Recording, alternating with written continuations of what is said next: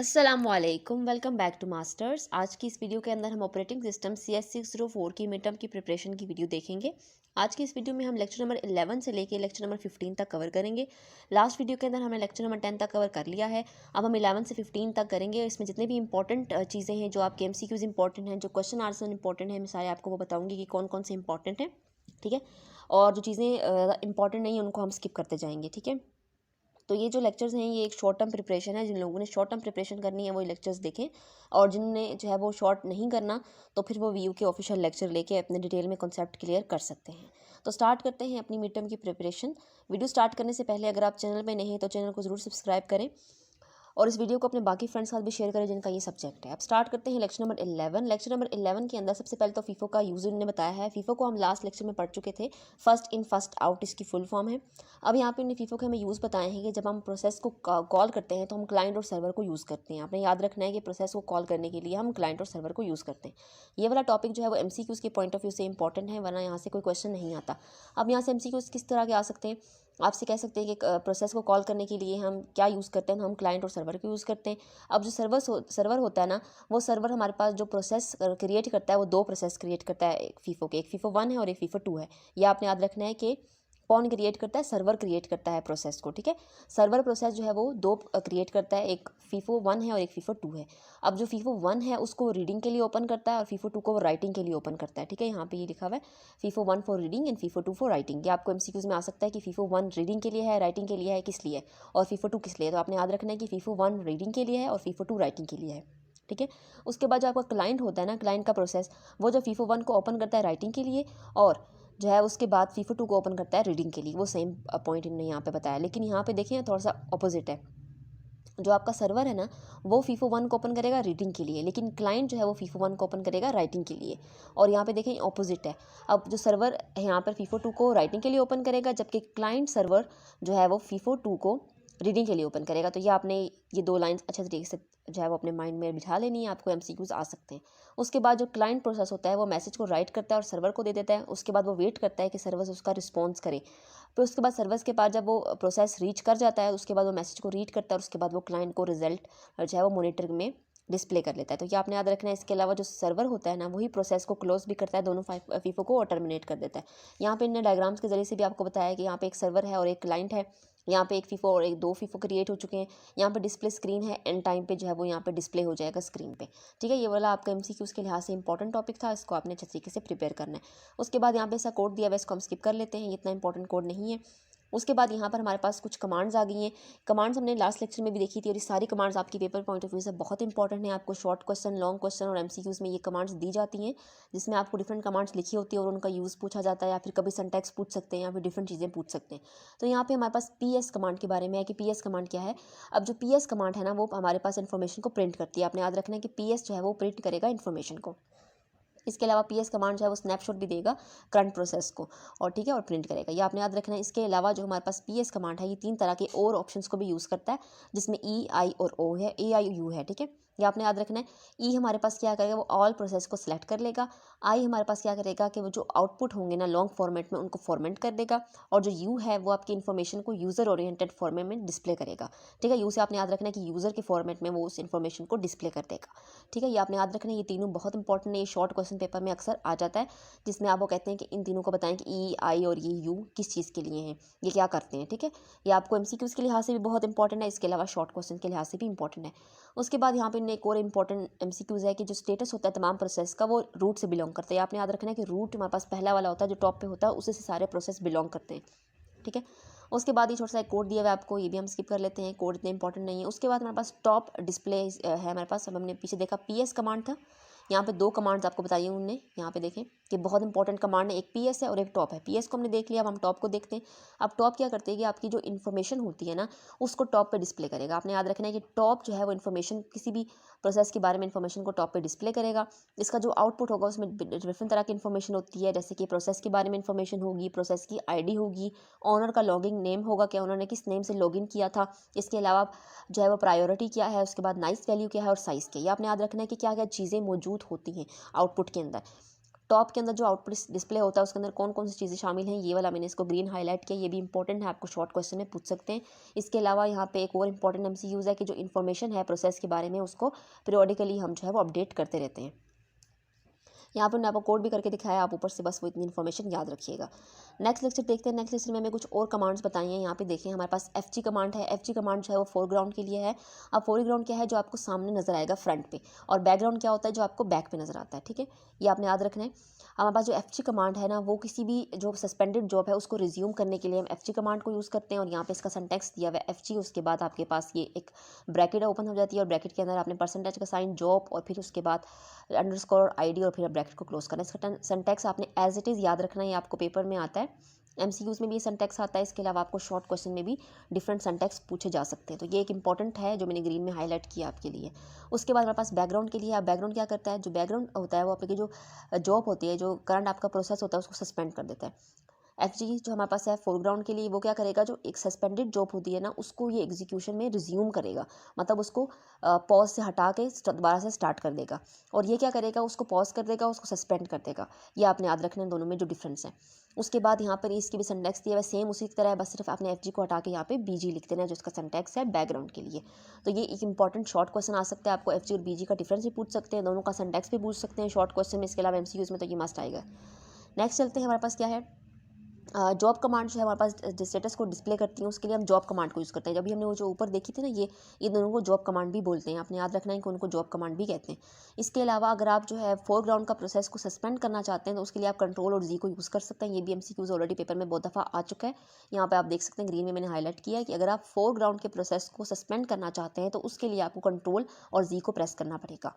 ठीक है, उसके बाद हमारे पास जो शेल होती है वो आपका मैसेज जो है वो डिस्प्ले करवा देती है, जो जॉब सस्पेंड हुई होती है उसको डिस्प्ले स्क्रीन पे बता देती है कि ये वाली जॉब सस्पेंड होगी। उसका किसका काम है, ये शेल का, ये आपने याद रखना है। शेल के बारे में हम पहले भी पढ़ चुके हैं।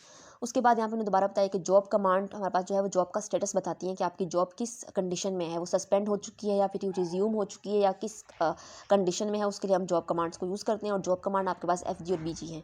ठीक है, नेक्स्ट चलते हैं, हमने प्रोसेस को टर्मिनेट करना है। टर्मिनेट मतलब प्रोसेस को ख़त्म करना है। अगर प्रोसेस को आप ख़त्म करना चाहते हैं फोरग्राउंड के प्रोसेस को, तो कंट्रोल C आपने प्रेस करना है। तो यहाँ पे इसका कमांड दिया हुआ है, कंट्रोल C आप प्रेस करेंगे।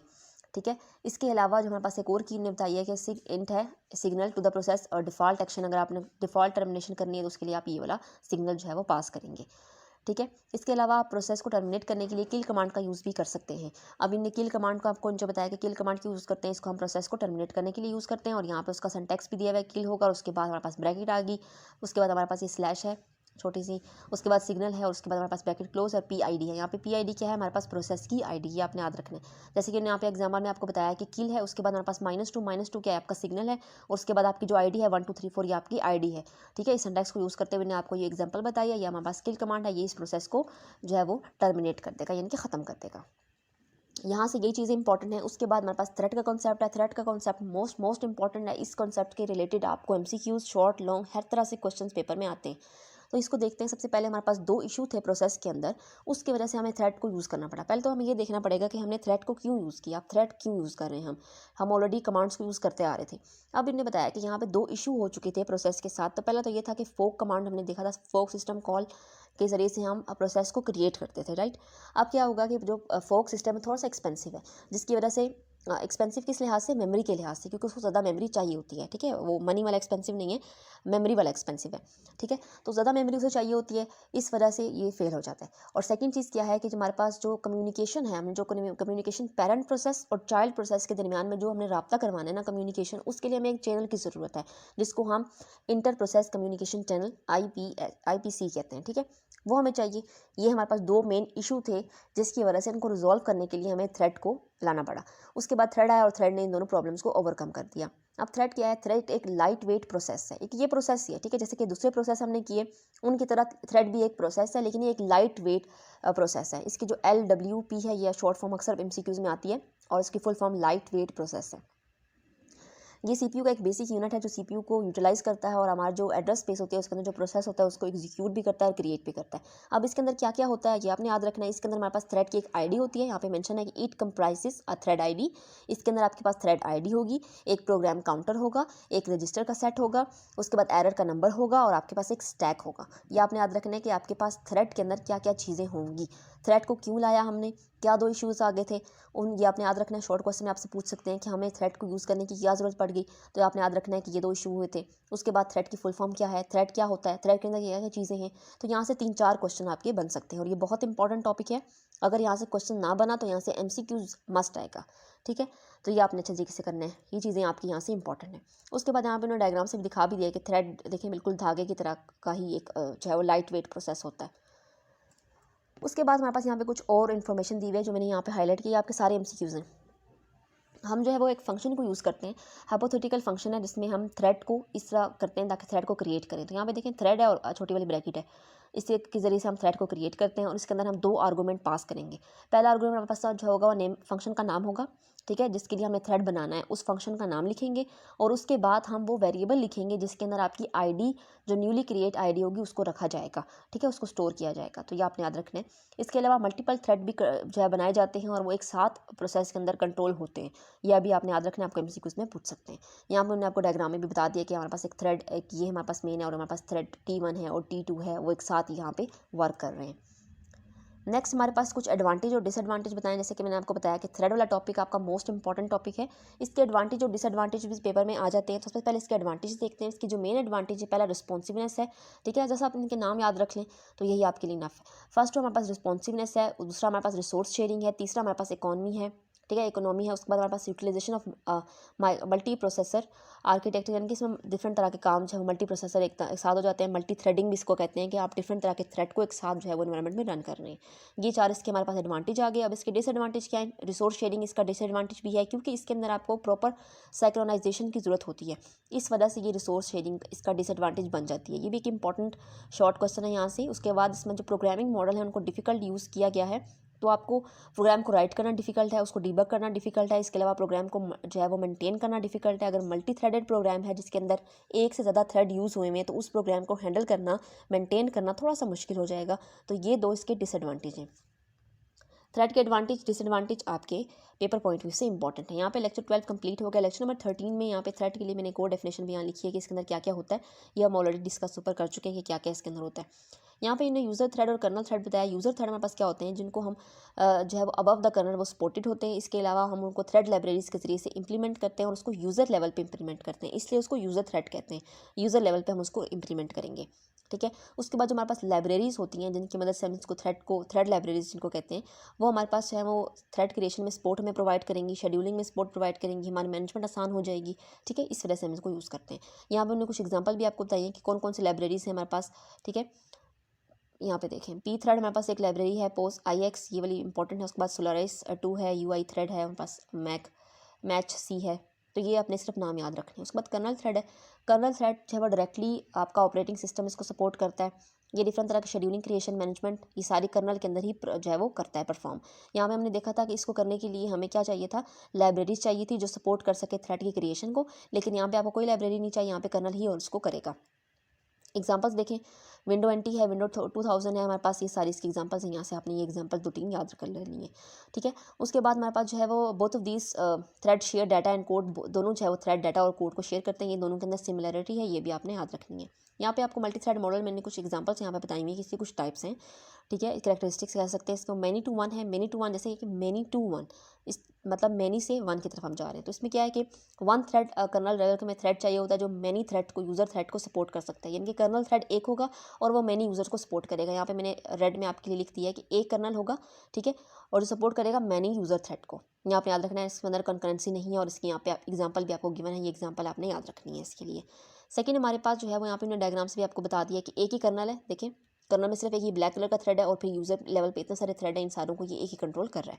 उसके बाद 1-to-1 है। 1-to-1 क्या करेगा, इसमें एक कर्नल होगा और एक ही वो होगा, ठीक है। इसके अंदर कंकरेंसी होती है, उसके अंदर नहीं थी, इसके अंदर है, ठीक है। इसका ये मतलब है कि जो प्रोसेस है वो ब्लॉक नहीं होगा और थ्रेड जो है वो सिस्टम कॉल बनाता रहेगा। लेकिन इस मॉडल का डिसएडवांटेज क्या है कि थ्रेड को क्रिएट करना पड़ेगा आपको, हेड थ्रेड के लिए आपको कर्नल थ्रेड को क्रिएट करना पड़ता है। तो यहाँ पे इसकी आपको विंडो NT, विंडो 2000 और OS/2 इसकी एग्जांपल्स दे दी गई हैं। यहाँ पे नीचे आप देख भी सकते हैं कि एक थ्रेड है, देखें, और उसका एक हमारे पास यूज़र लेवल पे उसका प्रोसेस है। दूसरा थ्रेड है, इसके लिए भी एक है, ठीक है, 1 to 1 है, एक एक के लिए, एक एक आगे से एक एक कर्नल के लिए एक एक यूज़र लेवल थ्रेड भी बनता जा रहा है। तो ये आपने याद रखना है कि 1 to 1 मॉडल है। उसके बाद मैनी टू वन है। मैनी टू वन में क्या हो गया, यूज़र मल्टीपल हो जाएंगे, ठीक है, यूज़र मल्टीपल हो जाएंगे और कर्नल एक हो जाएगा, ये आपने याद रखना है। उसके बाद इसके अंदर भी टू कंकरेंसी अचीव्ड नहीं होती, दोनों में नहीं होती, सिर्फ दरम्यान वाले में होती है। ये आपने याद रखना है कि इसमें होती है कंकरेंसी अचीव, ठीक है। मैनी टू मैनी में आपको डायग्राम से भी दिखा दिया। उसके बाद हमारे पास थ्रेड के मॉडल बताए हुए हैं कि थ्रेड के मॉडल हमारे पास Solaris 2 has thread lightweight process इसके अंदर होता है। ये बस इतना इंपॉर्टेंट टॉपिक यहाँ पे ये नहीं है। यूज़र लेवल थ्रेड हमारे पास जो है वो स्विच कर लेते हैं और शेड्यूल कर लेते हैं हमारे पास जो लाइट वेट थ्रेड होते हैं कर्नल के नॉलेज के बगैर, ठीक है। ये आपने बस यहाँ से इंपॉर्टेंट पॉइंट याद रखना है, बाकी ये टॉपिक इंपॉर्टेंट नहीं है। उसके बाद यहाँ पे इन्होंने लाइब्रेरी बताई है जो मैं ऊपर पढ़ चुके हैं। इसको सिंपली अगर हम शॉर्ट कहें तो पी थ्रेड लाइब्रेरी भी कहते हैं। ये पी थ्रेड लाइब्रेरी जो है वो थ्रेड की क्रिएशन, शेड्यूलिंग और सिंक्रोनाइजेशन में हेल्प करती है, आपने बस याद रखना है। इस लाइब्रेरी में हम प्री थ्रेड को इंप्लीमेंट करते हैं, कैसे करते हैं वो हम आगे देखेंगे। तो उसके बाद इन्हें आगे यहाँ पे काफ़ी डिटेल में लिखी है, यहाँ पे मैंने ऊपर इनको शॉर्ट करके समराइज़ कर दिया। तो देखें, अगर थ्रेड को क्रिएट करना है तो आप पी थ्रेड और फिर ये अंडरस्कोर डालेंगे और क्रिएट डाल देंगे, ठीक है। ये आपका पी थ्रेड यहाँ पे भी बता दिया है कि थ्रेड को क्रिएट करने के लिए आप ये वाली कमांड यूज़ करेंगे, ये सिस्टम कॉल आप यूज़ करेंगे। अगर थ्रेड को मॉडिफाई करना है तो ATR आपने यूज़ करना है। थ्रेड फंक्शन है तो वो रूटीन है। आर्गूमेंट के लिए आपने ARG यूज़ करना है। इसके अलावा अगर आपने थ्रेड को टर्मिनेट करना है तो आप पी थ्रेड लिखेंगे और उसके बाद एग्जिट कर देंगे, ठीक है। जैसे कि हमने क्रिएट किया था सेम उसी तरह से होगा, लेकिन क्रिएट की जगह एग्जिट आ जाएगा, ये आपने याद रखना है। यही चीज़ें आपको उन चीज़ में बताई। देखें, ATR हमारे पास जो है use to modify the thread, ठीक है। थ्रेड पी के अंदर क्या होता है, हमारे पास थ्रेड की एक आईडी होती है। इसके अलावा ARG हमारे पास एनी आर्गूमेंट पास किया जाता है। इसके अलावा हमारे पास रूटीन है, वो थ्रेड का फंक्शन है। मैंने ऊपर लिख दिया है कि थ्रेड का फंक्शन क्या होता है, रूटीन होता है। तो ये मैंने ऊपर आपको डिस्क्राइब कर दिया। उसके बाद हमारे पास जो है वो अगर आपका पी थ्रेड क्रिएट करते वक्त फेल हो जाता है और उसके बाद क्या करेगा, वो थ्रेड को वापस कर देगा। ये किन केसेस में होता है, तो पहला केस तो ये है कि हमारे पास अगेन है। अगर सिस्टम के पास एक लिमिट है, टोटल नंबर ऑफ थ्रेड पूरे हो चुके हैं तो ये वापस आ जाएगा। इसके अलावा हमारे पास इनवैलिड है, यानी कि अगर सिस्टम हमारे पास जो एट्रीब्यूट है वो इनवैलिड आ गया तो आपका थ्रेड वापस आ जाएगा। इसके अलावा हमारे पास जो है वो नॉन मेमोरी है, यानी कि आपकी जो मेमोरी है आपके पास वो इनफ नहीं है, आपके पास थ्रेड को क्रिएट करने के लिए आपके पास जगह ही नहीं है, आपके पास मेमोरी ही नहीं है, तो आपका थ्रेड वापस आ जाएगा, वो क्रिएट नहीं होगा। नेक्स्ट हमारे पास एक इंपॉर्टेंट MCQs है कि एरर हैंडलिंग को करने के लिए आपने एरर नंबर और .h वाली फाइल को अटैच कर देना है हेडर फाइल में, ठीक है। उसके बाद थ्रेड को ज्वाइन करने के लिए पी थ्रेड और फिर स्लैश और ज्वाइन, और फिर हमारे पास ये इसका सिंटैक्स है, इसको आप यूज़ कर सकते हैं। यहाँ पे हमने सिंटैक्स आपको मुकम्मल तौर पे दिया हुआ है कि सबसे पहले इंट होगा, फिर पी थ्रेड है और फिर ज्वाइन है। ज्वाइन क्या कर रहे हैं, अब यहाँ पे हमने ज्वाइन तो लिख लिया, हमें दो थ्रेडों को ज्वाइन करें तो वो देखें पी थ्रेड, एक हमारे पास TA थ्रेड है और एक हमारे पास वॉइड और स्टेटस अप है हमारे पास, ये आपने याद रखना है। उसके बाद थ्रेड हमारे पास जो है वो वेट कर लेते हैं ताकि थ्रेड को ज्वाइन कर सकें, और मल्टीपल थ्रेड को हम ज्वाइन कर सकते हैं, ज़रूरी नहीं है कि हम दोनों को ज्वाइन करें, हम बहुत सारे थ्रेड को इस फंक्शन के जरिए से ज्वाइन कर सकते हैं। उसके बाद टर्मिनेट करने का फंक्शन हमारे पास पी थ्रेड एग्जिट है, जो मैंने आपको बता दिया है। सिंटैक्स भी इसका यहाँ पे गिवन है, आपने सिंटैक्स इनके याद रखने हैं, बाकी यहाँ से कुछ भी याद करने वाला नहीं है। सिंपल कोड आपको दिया हुआ है, कोड को हम स्किप करते जा रहे हैं, फिलहाल इतने इंपॉर्टेंट नहीं है। आपके पास वैसे भी एग्जाम में चॉइस होगी तो आप कोडों को स्किप कर सकते हैं, चॉइस पे रख सकते हैं। उसके बाद हमारे पास लेक्चर नंबर 14 है। लेक्चर नंबर 14 में हमारे पास सबसे पहले मल्टी प्रोग्रामिंग का ऑब्जेक्टिव इन्होंने बताया कि अगर मल्टी प्रोग्रामिंग का एक ऑब्जेक्टिव ये होता है कि सेम प्रोसेस जो है वो एक ही टाइम में रन हो सके। आपने याद रखना है कि सेम प्रोसेस को हम एक ही टाइम में रन कर रहे हैं और अपनी CPU की यूटिलाइजेशन को मैक्सिमाइज़ कर रहे हैं, ठीक है। इस वजह से हम मल्टी प्रोग्रामिंग या मल्टी थ्रेडिंग यूज़ करते हैं। उसके बाद हमारे पास नेक्स्ट है प्रोसेस की लाइफ बताई हुई है, इसको हम आगे देखेंगे कि एक प्रोसेस की लाइफ किस तरह से होती है। अच्छा, उसके बाद हमारे पास शेड्यूलर है, शॉर्ट टर्म शेड्यूलर है, इसको हम ऑलरेडी पहले पढ़ चुके हैं, हमने लेक्चर में शॉर्ट टर्म शेड्यूलर भी पढ़ चुके हैं और लॉन्ग टर्म शेड्यूलर भी हम लोग पढ़ चुके हैं। तो ये सेम वही वाला कॉन्सेप्ट यहाँ पे है, रेडी क्यू में होते हैं, फिर आपके पास वो वेटिंग क्यू है, वो सारा कुछ हम अभी आगे देखेंगे। उसके बाद डिस्पैचर है। डिस्पैचर हमारे पास क्या है, कर्नल का मॉड्यूल होता है जो आपकी CPU को कंट्रोल करता है करंट प्रोसेस से लेकर जाके शॉर्ट टर्म शेड्यूलर के प्रोसेस को सिलेक्ट करने में, ठीक है। इसके जो फंक्शन होते हैं वो क्या क्या होते हैं, स्विचिंग द कॉन्टेक्स्ट को स्विच करने के लिए यूज़ होता है, इसके अलावा यूज़र मोड को स्विच करने के लिए यूज़ होता है, इसके अलावा jumping to the proper location में जंप करना है तो उसके लिए भी आप लोग डिस्पैचर का यूज़ करते हैं, ठीक है। ये वाली डिस्पैचर लेटेंसी एक इंपॉर्टेंट डेफिनेशन है, ये पेपर में एज इट इज़ आ जाती है। तो जो हमारे पास टाइम होता है ना, the time it take for dispatcher to stop one process and start another running, कि एक प्रोसेस को स्टॉप करना और दूसरे प्रोसेस को स्टार्ट करने के दरमियान में जो डिस्पैचर को वक्त लगता है ना, उस टाइम को हम कहते हैं कि वो डिस्पैच लेटेंसी है, इनके टाइम का डिले हो गया है, ये आपने याद रखना है। उसके बाद हमारे पास है प्रिमिटिव और नॉन प्रिमिटिव शेड्यूलिंग। अब यहाँ पे CPU की शेड्यूलिंग बताइए कि वो किन किन केसेस में होती है। ये आपने याद रखना है, आपको पेपर में आ सकता है शॉर्ट क्वेश्चन में कि CPU की शेड्यूलिंग किन किन केसेस में होती है।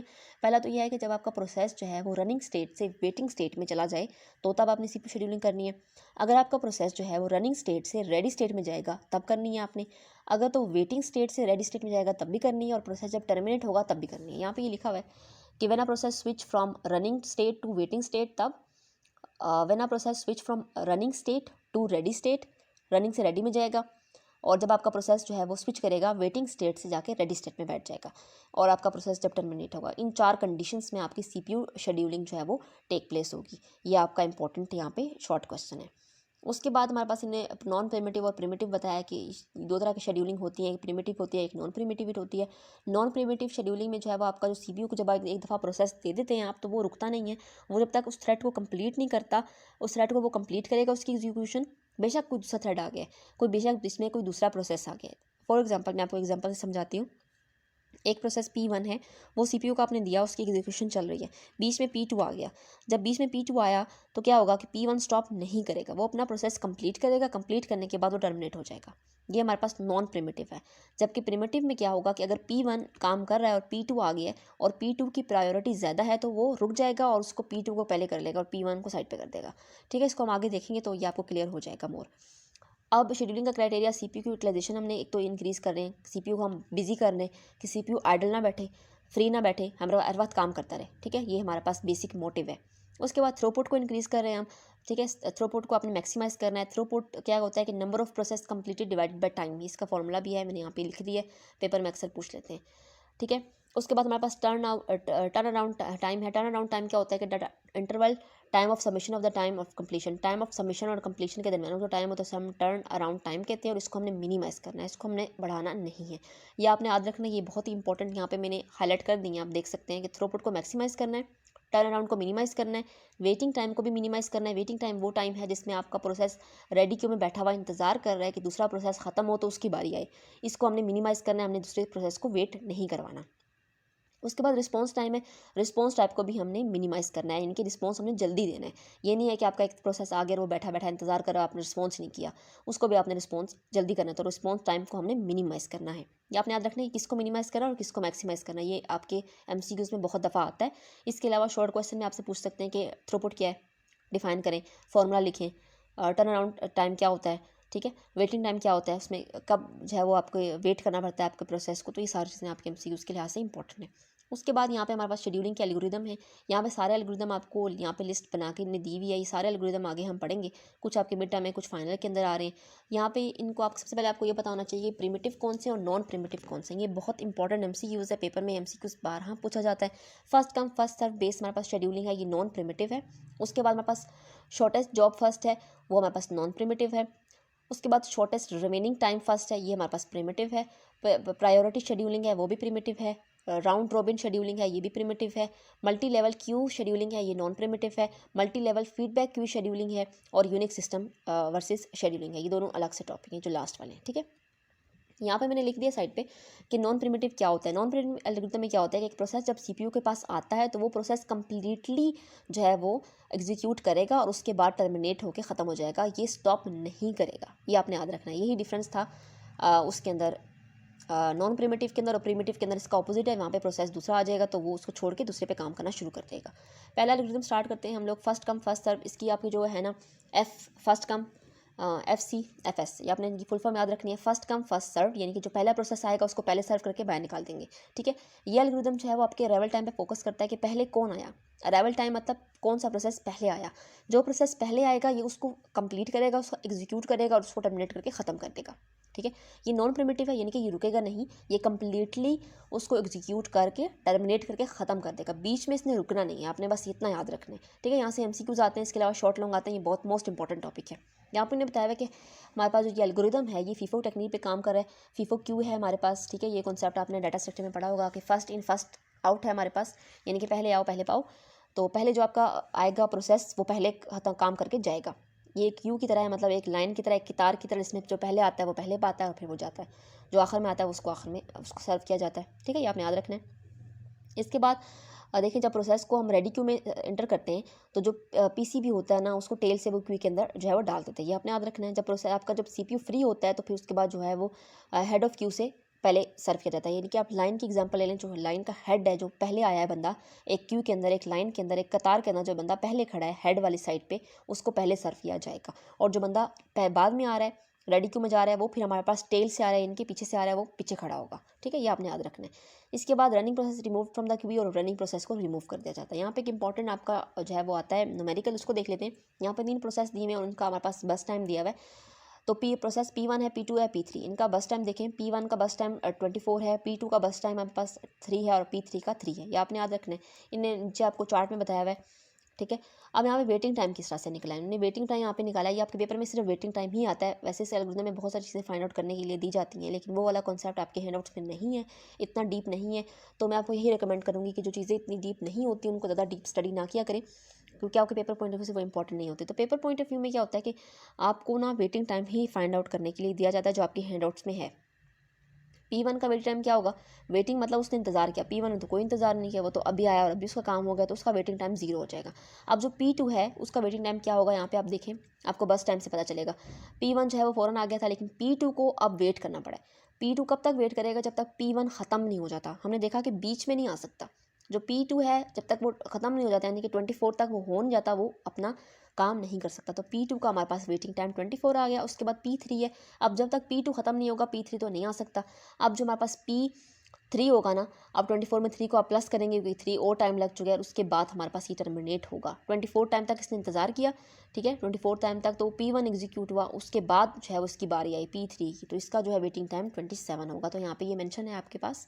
एवरेज वेटिंग टाइम को निकालने के लिए क्या करेंगे, ऊपर वाले सारे टाइमों को प्लस करेंगे और 3 पे डिवाइड कर देंगे। 3 पे डिवाइड क्यों किया, क्योंकि आपके पास 3 प्रोसेस हैं।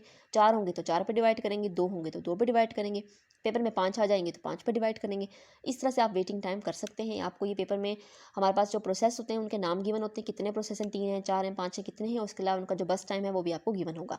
तो आपने सिर्फ वेटिंग टाइम बताना होगा। तो ये बहुत ही ईजी से आपके पास न्यूमेरिकल आ सकता है, और इसके अलावा शॉर्ट क्वेश्चन भी आ सकता है।